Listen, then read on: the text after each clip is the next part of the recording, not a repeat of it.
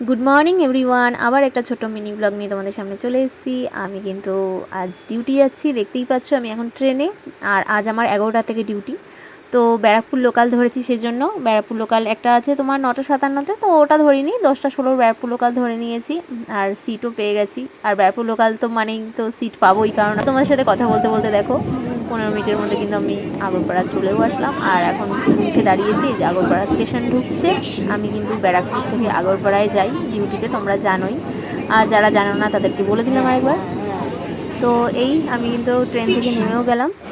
আমি কিন্তু আগরপাড়া স্টেশনে নেমে গেছি।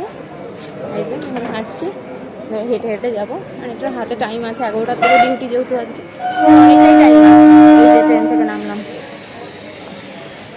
আগরপাড়া স্টেশনে নেমে 10-15 মিনিট হাঁটতে হয়। তো সেই হাঁটাই এখন হাঁটছি, পাড়ার ভিতর দিয়ে যেতে হয় এরকম। তো চলো হাঁটছি, এখনই পৌঁছে যাবো, বেশি দূর বাকি নেই। আর অনেকক্ষণ ধরেই হাঁটা শুরু করেছি, সামনেই চলে এসেছি, আর বেশি দূর বাকি নেই।